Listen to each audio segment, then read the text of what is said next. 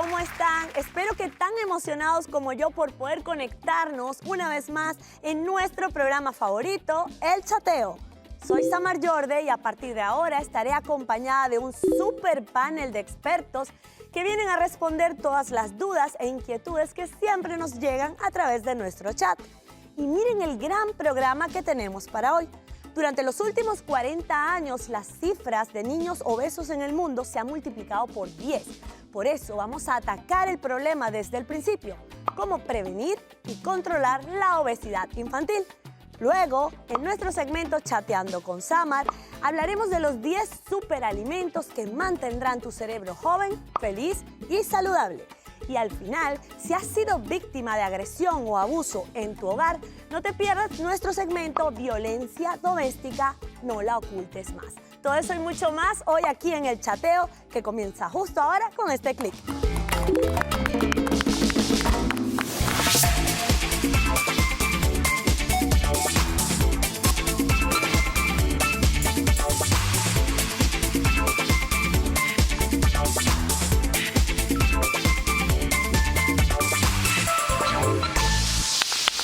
Y así comenzamos este gran programa hoy. Sabemos que en los Estados Unidos 1 de cada 4 niños sufre de obesidad infantil. Y para hablar sobre este tema, sobre todo para aprender a prevenirlo y controlarlo en nuestros hogares, vamos a darle la bienvenida a nuestro panel de expertos. Por aquí tengo a Yugle Rivas, psicóloga clínica, bienvenida. También nos acompaña el doctor Isaac Molhaim, creador de Procolágeno, bienvenido Isaac. Por este lado tengo a la doctora Montserrat Rodríguez, nutricionista, bienvenida. Y también nos acompaña Adriana Ochoa, terapeuta profesional de la salud. Vamos a comenzar definiendo qué es obesidad infantil. Cuando los niños los llevan al pediatra, nosotros solemos ver unas tablas, unas gráficas que existen, que son como unas curvas, que tienen una distribución muy particular. A las primeras edades del niño, entre el 0 y los 4 años, están muy pegaditas una con otra. Y a medida que el niño va creciendo, entonces se va desarrollando una curva que se va abriendo como un abanico. Esos son los percentiles, que de pronto usted, mamá, que nos está escuchando, seguramente en algún momento oyó que el médico le habló del percentil. Entonces se dividen, es una línea que se define o se quisiera hacer como la ideal, y luego hay varias franjas donde nosotros podemos ir ubicando el desarrollo del niño. Cuando el niño está por encima del percentil 95, que es la línea más arriba de toda esa serie de curvas, entonces estamos hablando de un caso de obesidad. Es decir, Montserrat, la mamá no puede saber en su casa si su niño tiene peso normal, sobrepeso o cayó en el rango de obesidad. Lo tiene que decir un médico. Sí, claro. Cuando tú tienes un peso normal versus una obesidad, la mamá obviamente lo puede intuir. Muchas veces incluso es el profesor, el maestro del niño, a lo mejor un tío, porque uno quiere ver a su hijo perfecto y a uno no le gusta que te digan que tiene algo. No es que no le gusta, sino que la primera reacción es como que, bueno, no importa, está creciendo, cuando haga ejercicio se va a quitar eso. Pero obviamente para hacer el diagnóstico clínico, que además requiere de una intervención también multifactorial, o sea, de varias especialidades, tiene que ir al médico y el médico le dirá, mira, está en una etapa de estiramiento y crecimiento, o a lo mejor el índice de masa corporal o la grasa corporal que tiene en este momento es normal, simplemente es un niño de pronto como robusto o lo que llaman big frame, o sea, que es corpulento. Vamos a esperar, o sea, es el médico el que tiene que decir la última palabra. A ver, seguramente. Ya me has descrito. No, yo soy todavía un niño robusto. Pero felizmente robusto, pero fíjate doctor. que antes, en la época de nuestros abuelos, los niños flaquitos eran mal vistos. Más bien nos gustaba ver a los niños, como los llamaban, hermosos, que son niños gorditos. Sí, bueno, ¿Eso ha cambiado hoy en día? No, eso ha cambiado hace muchos años. Efectivamente, en la época de mi abuela, el niño gordito era el sano. Y el niño delgado era el malnutrido. Exacto. Hoy sabemos que es al revés, o sea, el niño delgado es más sano que el niño obeso, porque el niño que es obeso en la infancia tiene una probabilidad altísima de después ser obeso durante el resto de su vida, y por ahí es que hay que atacar las cosas desde un comienzo. ¿Cuáles son las posibles causas de obesidad infantil? Porque el niño no tiene autonomía para comer lo que quiera en la cantidad que quiera. Desde mi punto de vista, la principal causa es mamá y papá. Ajá, y ese es el punto que quiero plantear. Ese es Ambiente mamá y papá. familiar. ¿Qué pasa? Hábitos. No, yo lo que quería decir, y digo mamá y papá, yo le hago una pregunta a todos ustedes que me ven. ¿Cuál es la comida más sabrosa que tú te has comido en tu vida? La que te prepara tu mamá. La que te hace mamá, exactamente. O tu Entonces eso abuelita. quiere decir que nosotros O la estamos, nuestra mamá y nuestro papá condicionan inclusive el tipo de sabor, la cantidad de sal que le echas a la comida, la cantidad de condimentos que le echas a la comida y Azúcar. el volumen de comida que te comes. Por lo tanto, el principal ingrediente en la obesidad infantil y adulta es mamá y papá que te educó con unas porciones de comida enorme y no de la manera adecuada. O sea, comes no pocas veces durante el día, sino mucho, 2 o 3 veces al día. Y insisto, la porción es enorme porque es un reflejo de lo que también esa mamá aprendió de mamá. Es por eso que muchas veces vamos por la calle y vemos a mamá y a papá obesos y al niño y a la niña súper obesos. Pero, Y tenemos que ya va. añadirle a eso el premio. Si te lo comes todo, te doy un Oh. helado. Si te lo comes todo, hay un chocolate. Entonces, ¿cuál es el premio? Para no ser íntimos con nuestros hijos, mejor los llenamos. Es que Ahora, pasa, yo quiero hoy decir mejor algo. te llevo al hoy en día parque. existe una tendencia a buscar muchos estilos de vida saludable en la adultez. Pero si vamos a hablar de la prevención de lo que es la obesidad infantil, todo empieza desde 3 líneas. Por casa, bajo el paradigma calidad y cantidad y los premios que se utilizan en el hogar para reforzar. ¿Qué ocurre? Se piensa que el niño que cena mayor cantidad está mejor alimentado. Los papás utilizan muchísimo las verbalizaciones, si vas bien con tus notas o haces esto bien, el fin de semana vamos a comer en tal parte o te vas a ganar un chocolate. Ese reforzador comestible al inconsciente del niño va a generar una asociación que va a llevar a que ese adolescente o ese adulto busque placer en la comida. Porque te Gratificación. codifican desde edades tempranas en buscar sentir placer. Es un proceso tan inconsciente que es importante que todo papá y mamá que nos escuche lo identifique para poderlo prevenir. Porque la obesidad no es solo por herencia, no tiene que ver solamente con otras cosas. El 80% tiene que ver con hábitos. Ahora, yo Porque sí quiero decir algo. Tú puedes prevenir, para cerrar la idea, una niña se cae o un bebé se cae y comienza a llorar. Inmediatamente el entorno, para consolarlo, lo toma, lo recibe y le dice, ven, vamos a comprarte un dulce para que te sientas mejor. Un helado. Ese niño va a empezar a codificar el tema alimenticio con felicidad. Y eso es lo que lleva a que muchos de nosotros de adultos, y eso pasa, las mujeres en ocasiones, ojo, hay una carga de esto hormonal porque cuando tenemos el periodo buscamos de alguna manera como comernos un Una dulce. gratificación. Una gratificación. Pero parte de esto también es aprendido porque te han enseñado a buscar placer detrás del chocolate, de dulce o de ciertas cosas para asociar que eso me va a calmar. Entonces la obesidad tiene que ver con muchas cosas, con tu proceso quizás de metabolismo, pero también tiene que ver con lo que tú utilizas desde ese entorno, lo que han hecho de ti y de dónde te enganchas tú para justificar muchas cosas. Entonces Efectivamente. podemos decir, algo. Montserrat, que el 100% de la responsabilidad de un niño obeso la tienen sus padres. No, y eso es lo que yo quiero decir desde hace A rato. ver. No, mira, muchas veces eso es una condición que se va gestando y tiene muchos factores que intervienen en la formación. Eso es como una enfermedad multifactorial. Factorial, sí. Entonces, ¿qué pasa? Está obviamente esa primera variable, que es la crianza, es el hogar, son los hábitos, porque incluso normalmente un niño con sobrepeso tiene padres con sobrepeso, entonces no podemos decir que ellos son culpables y hacerlos quedar como si estuvieran haciendo algo exprofeso o tú sabes, con mala fe, porque a lo mejor ellos nadie tampoco los ha enseñado a hacer esa rotura de esas conexiones patológicas que Jugle muy Jugle bien está- describió. Exacto, para Pero hacer- además de eso, está el hecho de que muchísimas veces, y eso es en el mundo de hoy, en el más moderno, tú tienes tu casa limpia, cuidas, preparas los alimentos bien, hay cultura del ejercicio, pero en la escuela, que es donde el niño pasa el 80% del tiempo, ahí no hay control. Pero pasa también algo importante acá. Puede haber una predisposición, pero también puede haber una prevención. ¿Qué es lo que pasa? El hogar puede o impulsar o puede sostener muchísimas cosas. Si mezclamos hábitos alimenticios deficientes, que entiendo básicamente que con un papá con sobrepeso pueden ser heredados y aprendidos, pero también un plus que no hemos mencionado. Los niños de hoy en día son niños muy sedentarios por el exceso de Exacto, ahí tecnología. Si faltaba mezclas ese- los malos exacto. hábitos alimenticios con un niño que no se expone al juego o no se expone a quemar calorías, es una bomba de tiempo. Tenemos que ir a una pausa comercial y ya venimos descifrando cuáles son las causas exactas que nos están llevando aquí en Estados Unidos a ser el país número 1 en obesidad infantil. Ya venimos con más de El Chateo.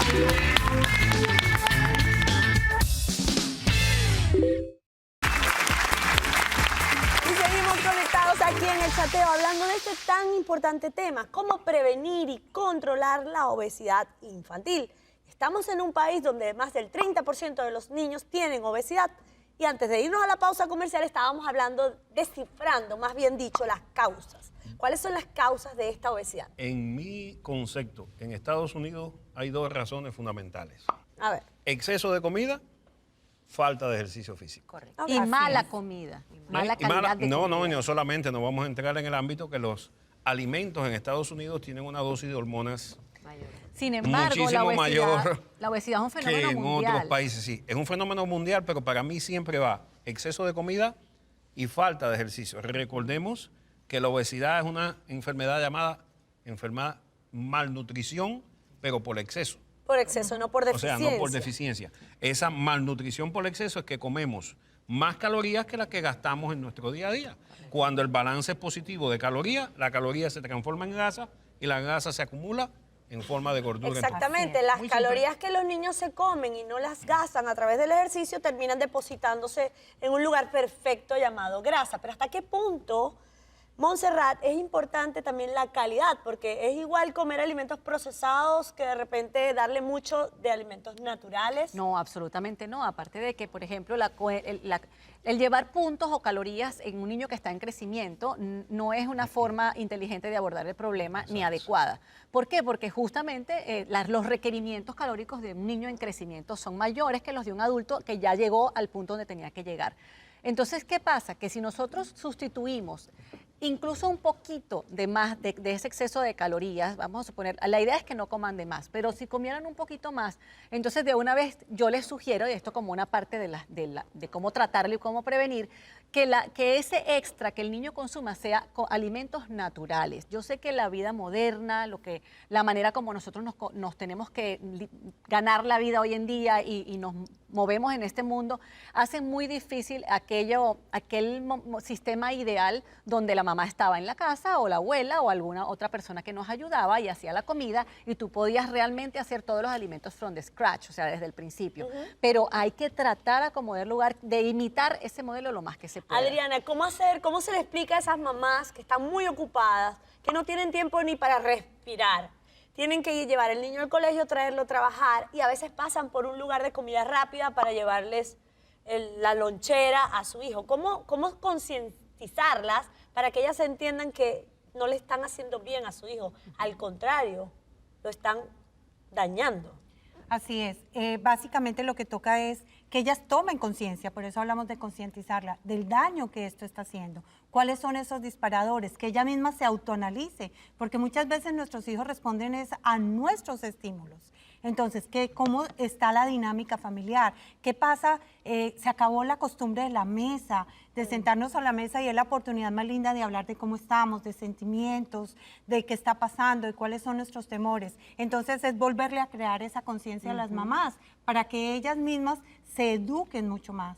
Y al educarlas inicialmente, en las etapas iniciales del niño, es ella la que pone el plato en la mesa. Así es. ¿Y cuáles son los riesgos de tener un niño obeso? Los riesgos reales, físicos y psicológicos de un niño Yo con voy obesidad. a decir algunos y después le voy a dejar a la doctora acá la palabra también.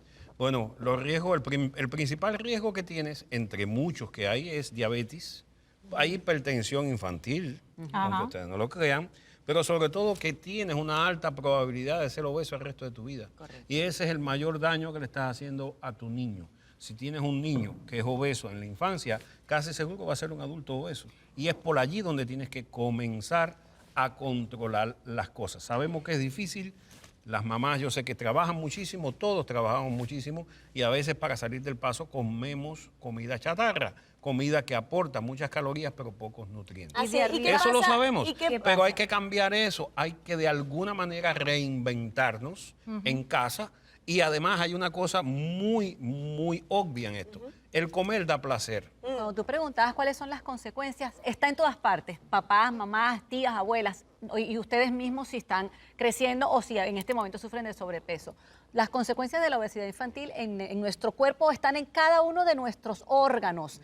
Claro que el tiempo es muy corto para mencionarlas, pero desde la punta de la cabeza, porque sufren nuestras arterias a todo nivel, el metabolismo, todo. Podemos decir, Montserrat, que darle comida chatarra a los niños, darle azúcar, darle alimentos altos en sal, es como si le dieras cigarrillos. Sí, es Exacto. como si le dieras veneno. O peor. ¿O drogas? O Sí. peor.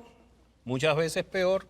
Hay personas que por su genética pueden fumar toda su vida y nunca han sufrido de cáncer. Lo que sí se sabe es que una persona obesa toda su vida va a sufrir las consecuencias de la obesidad, Correcto. lo quiera o Y hay no. estudios que muestran que la adicción al azúcar es Como la adicción a la igual heroína. a la Y toca adicción a las tratarla drogas. tal cual. Ajá. Ahora, ¿qué alimentos no deben estar en un hogar de un niño que tiende al sobrepeso? Nada que sea cargado de azúcares refinados, harinas refinadas, grasas saturadas, es decir, chucherías, tortas, Golosina. pasteles, golosinas, sodas o refrescos, nada, helados de esos tamaños familiares, no importa que usted tenga una familia de 15 miembros, todas las cosas que usted quiera dar al niño, más allá de la comida saludable, que también obviamente que hay que exponerlos a eso, hay que ponerlo en un contexto de otro tipo, que no sea para que el niño mate la soledad o para premiarlo, sino vamos todos en la familia a disfrutar de una tarde haciendo X, Y o Z. Exacto. lo que Exactamente, estabas el hablando premio es es- una manzana.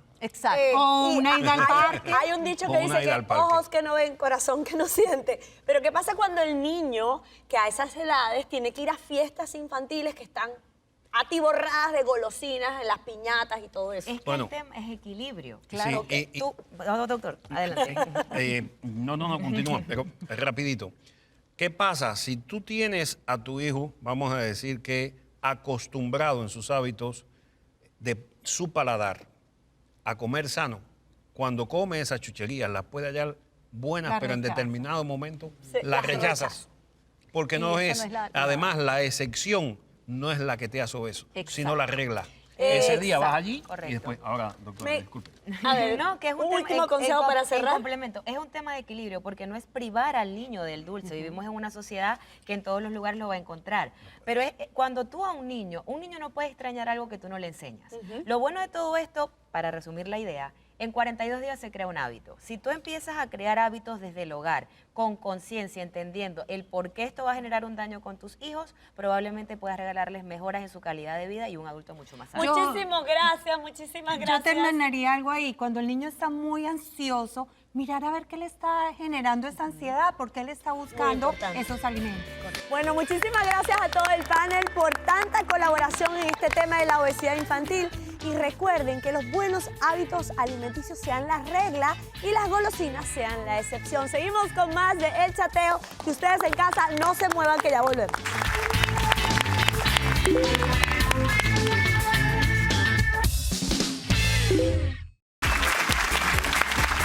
Y entramos a mi segmento favorito, Chateando con Samar. Y vamos a hablar de los superalimentos que te van a ayudar a tener un cerebro joven, feliz y saludable. Y aquí están. Pero antes que todo, quiero que sepas que el cerebro, a pesar de ser un órgano tan pequeño, porque solo ocupa un 2% de tu peso corporal, es el órgano más importante de tu cuerpo. ¿Y por qué? Porque el cerebro lo controla todo. Es el comando de control que dirige el resto de nuestro cuerpo. Entonces, es muy importante que sepas que a medida que pasa el tiempo, la capacidad de pensar, de reaccionar, de crear va disminuyendo con la edad porque tus neuronas van muriendo y van apareciendo enfermedades neurodegenerativas, sobre todo si no te alimentas en forma correcta y si no haces o no sigues los consejos que vamos a compartir contigo hoy. Vamos a ver primero cuáles son los alimentos que no pueden faltar en tu casa para tener un cerebro feliz, joven y saludable. Y comienzo por un consejo que siempre quiero que cumplas, que son los frutos rojos o berries, arándanos, moras, fresas, frambuesas. Todos estos frutos tienen que estar todos los días en tu casa y te recomiendo una taza diaria a cualquier hora del día. Puede ser en la mañana, puede ser en la noche antes de dormir, no importa porque son muy bajos en azúcar. Pero estos frutos rojos están muy cargados de antioxidantes súper poderosos que van a mantener a tu cerebro activo y van a, sobre todo, a mantener tu memoria y tu alerta. Entonces, ya sabes, frutos rojos, aquí estoy mostrando los arándanos y las moras, pero también puedes incluir fresas y frambuesas. Otro superalimento que no puede faltar en tu vida es el cacao. Esto es un cacao en polvo sin azúcar. El cacao es un antioxidante muy poderoso que mantiene la salud de tu cerebro. Tiene dos componentes, tiene la feniletilamina, que es el componente que segregamos cuando estamos enamorados y nos da alegría y bienestar. Entonces, consumir cacao siempre te va a hacer sentir feliz. El problema del cacao es el azúcar y las grasas. Por eso siempre es ideal tomarte una taza de cacao en polvo, quizás con leche de almendra y algún endulzante natural como la stevia. Eso te puede hacer ahorrar todas las calorías que vienen del azúcar y te van a hacer sentir felicidad. Y lo otro que tiene el cacao, que es muy importante, es el magnesio. Y el magnesio es un mineral imprescindible para mantener la salud de tu cerebro. Ok, ya vimos esta parte, ahora vamos con las grasas. Es muy importante que consumas grasas saludables. ¿Por qué? Porque el 60% de tu cerebro está conformado por grasas. Entonces necesitas grasas para preservar todas las funciones del mismo. El aceite de oliva es la mejor, son ácidos grasos monosaturados muy saludables, protegen el corazón, protegen el cerebro. Los frutos secos, puedes consumirte un puñado de frutos secos todos los días para mantener tus funciones alerta en el cerebro. Lo más importante es no agregarle sal, porque al agregarle sal entonces comienza el tema de la presión arterial a alterarse. Otra grasa muy saludable que no puede faltar en tu casa es el aguacate.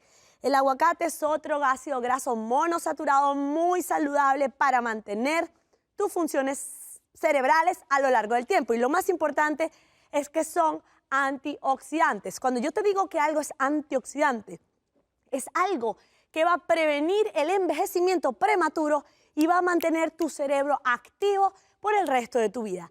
Y otra grasa fundamental que no puedes dejar de consumir es el salmón.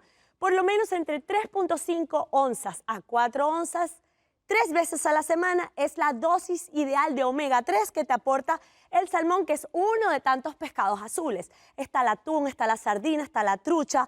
Hay varios pescados azules. Lo importante es que te aportan el omega 3 para tu salud cerebral. También podemos consumir semillas de chía que ayudan a mejorar la memoria. También el té verde es fundamental porque el té verde te activa, pero no puedes abusar de él. 2 a 3 tazas de té verde al día son suficientes para mantener tu cerebro alerta todo el tiempo. Además, el té verde, la chía, las grasas que acabo de mencionar y los frutos rojos con el cacao, todos tienen un poder antioxidante que combaten los radicales libres, que son los causantes del envejecimiento prematuro y sobre todo de la aparición de enfermedades como el Alzheimer, la demencia y otras enfermedades neurodegenerativas que van afectando día a día y poco a poco y gradualmente tu capacidad para funcionar en la vida. Por último, y no menos importante, tenemos los tomates y el brócoli. Realmente son vegetales muy poderosos. El tomate tiene un antioxidante llamado el licopeno que previene en forma importante las enfermedades del corazón y las enfermedades cerebrales. Te ayuda a mantener una buena circulación en tu cerebro y eso es muy importante a la hora de funcionar correctamente. Y el brócoli también previene los accidentes cerebrovasculares que ocupan la segunda causa de muerte en el mundo. Pero además de estos alimentos que te acabo de mencionar, nunca olvides suplementarte adecuadamente con omega 3 si no consumes pescados azules 3 veces por semana. La coenzima Q10 es muy importante, el ginkgo biloba también es muy importante y el ácido alfa-lipoico. Puedes consultarle a tu médico cuáles son las dosis adecuadas para ti. Y el último consejo que te voy a dar para tener un cerebro joven, feliz y saludable para siempre es dormir. Tienes que dormir entre 7 a 8 horas cada noche, un sueño profundo y tranquilo, y te aseguro que si cumples todos estos consejos que te acabo de dar, vas a vivir como un chico de 15 años por el resto de tu vida. Muchísimas gracias por acompañarme en mi segmento Chateando con Samar. Bye.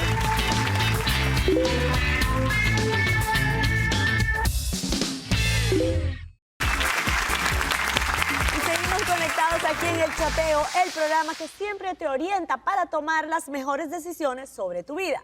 Y en esta parte del programa vamos a hablar de violencia doméstica, no la ocultes más. Y lo primero que quiero preguntar es, ¿qué es la violencia doméstica? ¿Cómo saber que estoy siendo violentada en mi casa? Wow, la violencia doméstica es todo acto que se hace en contra de tu ser físicamente, psicológicamente, espiritualmente, mentalmente, económicamente, intelectualmente. Muchas veces las mujeres dicen, mi esposo en mi casa no hay violencia doméstica, pero te están maltratando, te están quitando la autoridad delante de tus hijos, te están negando el dinero, te están coartando, te están celando. Entonces la violencia doméstica es bien amplia y tenemos que entrar a mirar cuáles son esos disparados. Vamos a escuchar este caso que nos llegó a través del chat. Fíjate. Querida doctora Samar, llevo 2 años de casada y aunque al principio todo era maravilloso, desde hace algún tiempo mi marido ha comenzado a tener cambios tanto conmigo como con mis hijos. Siempre que llega del trabajo está de mal humor. No le tiene paciencia a los niños, les grita, los castiga y a veces les ha pegado de forma muy violenta. A mí me humilla, me dice que no sirvo para nada y ha llegado a empujarme y a amenazarme con hacer algo peor si no hago lo que él me dice en ese momento.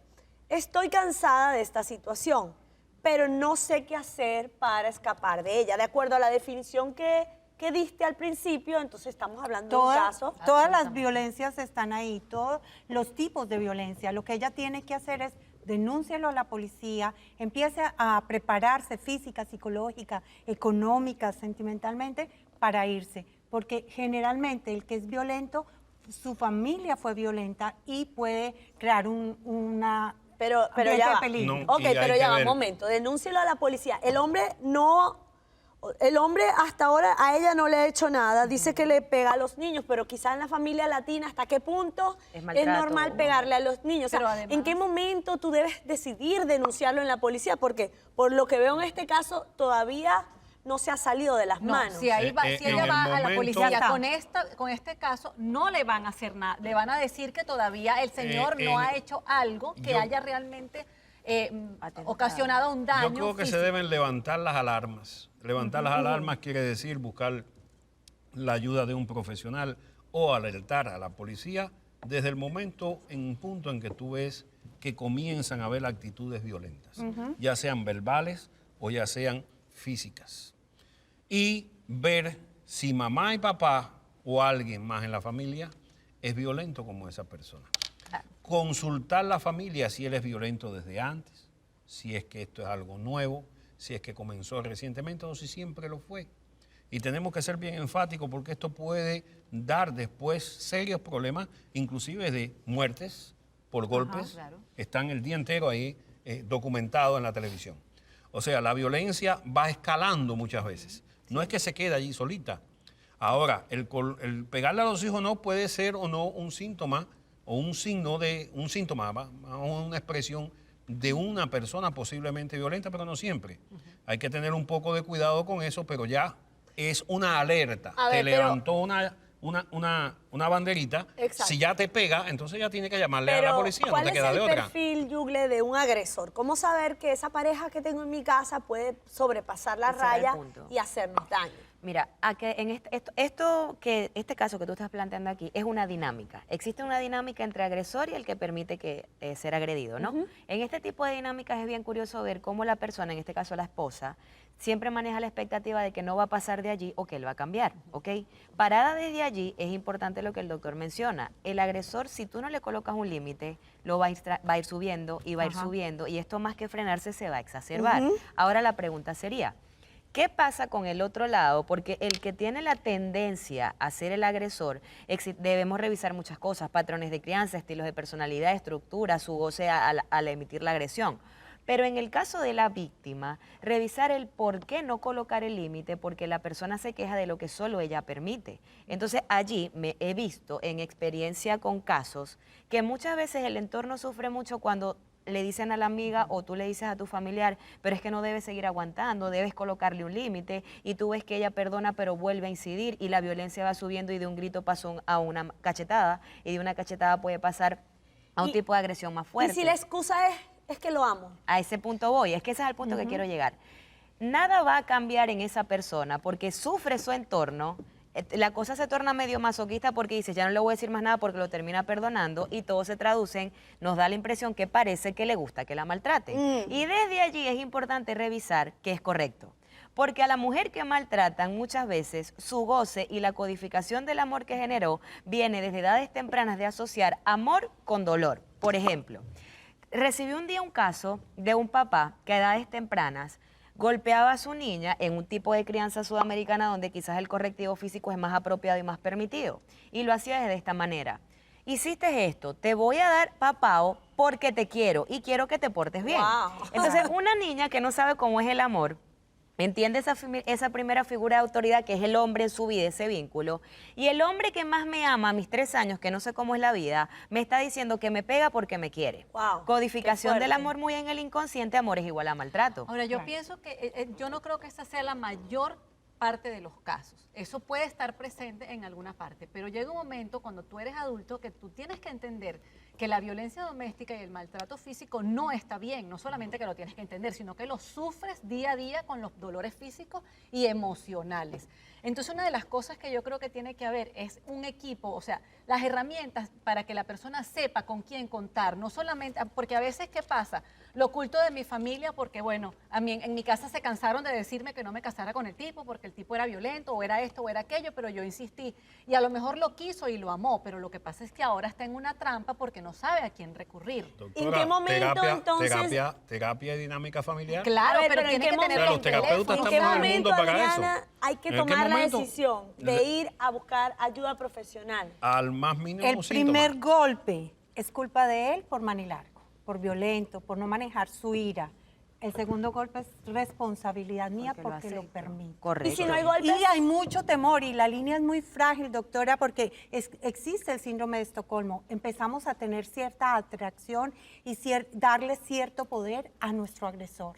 Entonces, como no ponemos un límite, como decía nuestra querida doctora, pues él Y si piensa no hay que lo golpes, recibe como que me gusta. y si no hay golpes, solo son gritos, castigos. También. En El maltrato. la corte, lo que más se analizan a veces los jueces es la violencia que no deja huella, porque la dejas en el alma y en la mente. Correcto. La violencia psicológica. Correcto. Es un tipo de violencia también. No tiene, El agresor no tiene que llegar a golpearte para estar abusando de ti. Exacto. ¿Y cuáles son a las veces, a veces las palabras calificaciones, duelen más que los golpes. Las Wow. calificaciones, y él sabe y le da la autoestima y le da y le da y le da hasta que la tiene dominada. El golpe pasa el morado, pasa si te abren los puntos, pero lo que queda en el alma y en nuestra mente no pasa. ¿Y qué pasa en la emoción, en la psiquis de una mujer que es constantemente abusada y que lo permite? Abusada emocionalmente y lo permite. Mientras Esa no haga consciente, el patrón no lo va a modificar. Esa mujer tiene la autoestima muy baja, tiene su amor propio por el suelo y muy seguramente ella fue abusada y aprendió. Nosotros respondemos a estímulos. Muy seguramente el estímulo en el desarrollo de su vida fue a través de la violencia. Pero ojo, también pueden venir ideas de suicidio, de homicidio, ideas de venganza. O sea, también estás alimentando una rabia que está contenida ahí, que no nada más viene. Se vuelve Esto es negatividad. peligroso. Ojo, Viene la- ojo. Tenemos que ir a esto. una pausa comercial y seguimos desarrollando este tan importante tema y de tan actualidad. Violencia doméstica, no la ocultes más. Ya venimos con más de El Chateo.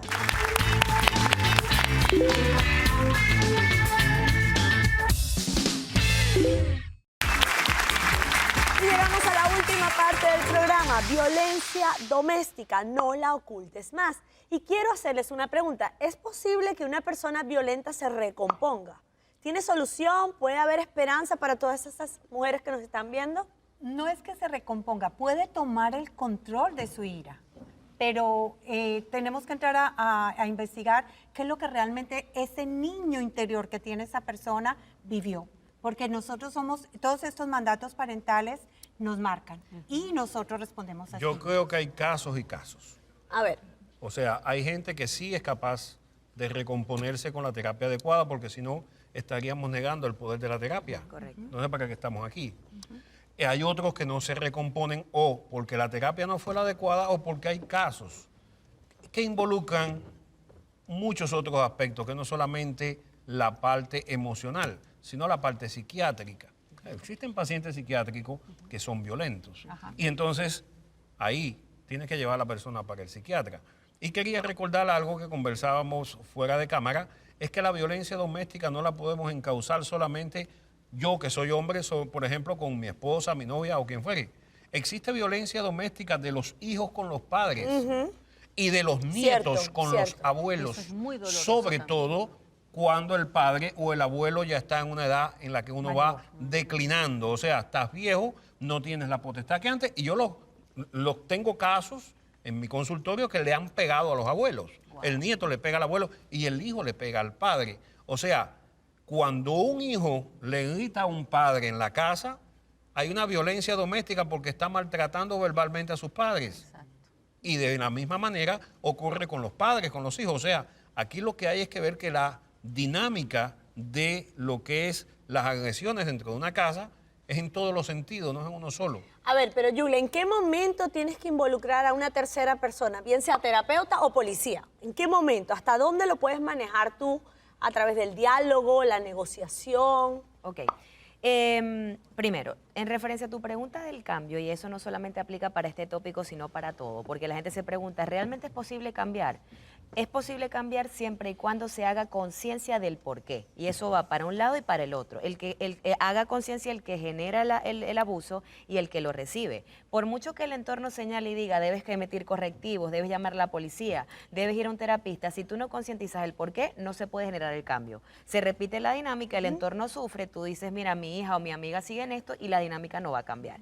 Punto número 1. Cambio es posible si se concientiza el por qué, no porque los demás te lo digan. Tú lo haces consciente y de allí trabajas para construir con la terapia. ¿Cuándo es el momento indicado? Cuando esté perturbando tu paz. Cuando ya tú te sientas que no puedes manejar, de que te sientes burlada, que te sientes maltratada, debes ocuparte. Y si sientes que no puedes hacerlo sola, busca ayuda. Me encanta esa observación, pero ahora pregunto, Adriana, ¿qué pasa si dependes económicamente de esa persona?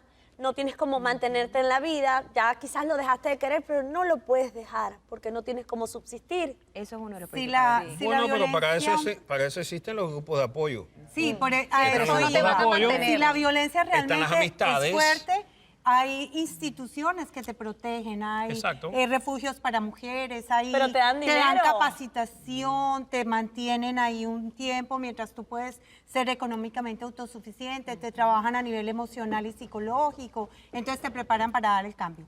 Yo generalmente le recomiendo a mis pacientes que empiecen ellas mismas a prepararse física, psicológica, económica, intelectualmente. Mira, por ahora, si es llevadero, empieza a ahorrar, empieza a sacar, haz tu propia cuentita. Eso es Para que tú inteligente, cuando claro. porque muchas mujeres dan el paso en medio Sin de la un plan. emoción y después tienen que regresar. ¿Y sabes quién pone las condiciones? El abusador. Oh, Exacto. Y ahí Yo- viene yo Juega creo- eso, a vulnerabilidad para creo, poder enganchar. yo creo que en el caso, y seguimos insistiendo en el abuso de hombre a mujer, generalmente en matrimonio, hay abuso, insisto, de hijo hacia padre. Yo creo de que mujer a hombre. en el noviazgo mujer. y de mujer hacia hombre, claro que lo hay. En el noviazgo no se exploró esa parte bien. ¿Por qué no debiste haber llegado nunca a un matrimonio cuando ya es Ya tarde? va, O sea, pero es que a veces la gente pone su mejor máscara. pone su Claro, mejor por eso se mano. llama conquista. Y no pero estás ¿y conviviendo. ¿dónde está la astucia de tú probar con quien vas a estar durante ese tiempo Muchas maravilloso veces, llamado ¿sabes qué noviazgo? pasa? Que Nada tú no aparece tienes de la ese nada. patrón en tu casa. Vamos a suponer que, o sea, tú conociste a un tipo y a lo mejor el tipo contigo es una maravilla, pero se agarra a golpes con todo el mundo en la calle. Exacto. Y tú dices, bueno, tiene un carácter Estamos fuerte, de pero... alguna manera está Exacto, diciendo. ¿por qué? Pero no Porque crees en que mi te va a casa tocar. yo nunca vi a nadie que se cayera a golpes con nadie. Entonces, para mí es una novedad. O mira, qué cosa, el tipo cada vez que toma se molesta. Bueno, puede ser que se le pasó esta vez la mano de trago. Y ahí se te pueden ir 5 años de noviazgo. O 3, 2, Justificaciones, lo que Pero- sea. justificaciones. El faro no lo tenías claro desde el inicio, No, porque si claro, ya lo viste va esos mostrando. comportamientos... Pero Alarma. en esta mesa Provócalo. en esta A ver qué mesa pasa. se ha dicho, creo, me corrigen si no es cierto, que una persona agresora o maltratadora generalmente tuvo una infancia donde fue abusado o maltratado. Así ¿Cierto? es, así Bueno, es. Ahora, nadie ¿qué nace pasa? abusadores, vamos a estar Ok, claros. ¿qué El abusador pasa se crea. cuando ese abuso va hacia los hijos? Nosotras como madres, ¿qué podemos hacer ahí? Un padre que fue golpeado salvajemente durante su infancia que quiere reprender a sus hijos de la misma manera. No permitírselo, permitirlo. porque se los permitírselo, está exacto. dañando. O sea, no justificar, permitirlo. eso no es una justificativa Correcto. para yo hacer que él lo haga igual con mis hijos. Correcto. Hay que poner la línea roja, tiene que estar trazada desde el inicio. Hay que sacar las garras. Y pienso que en ese sentido es Exacto. hasta un poquito más fácil, porque hay una persona que no está en la dinámica, pero que sí está en la familia. Y a lo mejor tiene una influencia, vamos a suponer, la esposa no es la que directamente está recibiendo el maltrato en ese momento, porque seguramente en algún momento va a ser, pero todavía tiene el poder de decir, mira, lo que estás haciendo no está bien y yo te quiero ayudar. Yo puedo comprender tu historia, pero no permitirte que la repitas con los Pero niños. esto sería muy importante tenerlo en cuenta, es corrígelo, háblale, exprésate, sé íntima con él, pero no delante de los hijos, porque también le puedes quitar la autoridad. Tenemos que cuidar mucho esa línea de la ¿Y autoridad. qué se le dice a un Y hijo? también- ¿Qué se le dice a un hijo? y Tú tam- como mamá o papás, Sí. suponiendo que es tu esposa la agresora o nosotros en el caso de la mujer que sea nuestro esposo, ¿cómo le explicamos al niño que está recibiendo agresiones, vejaciones, humillaciones de parte de la pareja? ¿Qué se le dice a ese niño, por Dios? Jamás dañar, por muy absurdo que suene, jamás dañar la imagen del padre. Exacto. Tu Wow. papá De la llegó madre. molesto, pasó esto, porque si tú empiezas, él es Wow. malo, estás dañando la imagen de su figura de protección y estás dando un golpe directo Entonces a su se vale emoción. justificar el Exacto. pero ya va. No, no, Estás no, no, no, dando no. ojo. Pero ¿hasta ¿Sabes qué es lo dónde, peor? pero ¿hasta dónde se Justificando. lleva De eso? adulta, Estás ella cuidando. va a buscar a A un alguien con ese maltratador. patrón. Estás Por eso, cuidando el muchacho, bienestar buscar una madre. emocional de tu hijo. Y aquí se llamó... Pero ¿cómo lo justificas? ¿Cómo le explicas No, sí, que ahí no recibió me una quedó paliza claro. con una correa porque Acto- dejó el cuarto desordenado? Acto seguido, pasó lo es que ya va. El tema sería, tú lo estás justificando si pasó un incidente pero se sigue repitiendo y se volvió un patrón. Tú ahí estás justificando el comportamiento de tu pareja. Pero si fue un incidente aislado, tú cumples con explicarle al niño que papá no quería hacerlo, que no estuvo bien, que se sentía molesto, pero pones el límite con la pareja, no con el niño. Porque por mucho que tú le expliques al niño que papá no quiso hacerlo, si es repetitivo se va a volver un patrón de maltrato en el hogar. Yo quiero hacer sí. un paréntesis ahí de la vida real y ojo con esto a todas las mujeres y hombres que me ven con esto. Y es lo siguiente, aquí se mencionó llamar a la policía, aquí se mencionó muchas cosas. Ojo con esto a la hora de implementarlo, porque cuando tienes un hombre violento que de verdad es violento, le llamas a la policía y te puede matar. Si la policía no se Destapas lo la lleva y no olla. lo pone preso, Así que ajá. Se trabaja pasivamente. tiene que haber un plan para tú enfrentarte a la persona violenta y esperar que puedan haber consecuencias Correcto. muy negativas Sí, señor. de ese enfrentamiento. Lo va a O sea, tienes que tener un asesor que te vaya explicando cuál es la mejor manera guía. de enfrentarte a ese agresor. El consejo más inteligente que hemos dado hoy en esta mesa, todos los que estamos aquí, es hacer un plan. Adriana lo comenzó, Isaac también lo está diciendo, lo hemos dicho todos, cada quien. Hacer un plan, no tomes decisiones de la noche a la mañana, tienes que prepararte si ya ves que no tiene remedio, que fuiste al terapeuta, que hiciste todo lo que tenías que hacer y la conducta se repite, prepara un plan con el apoyo de algún terapeuta profesional y hasta un familiar para que tomes las acciones poco a poco. Muchísimas gracias a todos por su colaboración en este tema tan importante y ustedes siempre nos vamos a ver todos los días en su programa favorito, El Chateo. Nunca se desconecten de nosotros.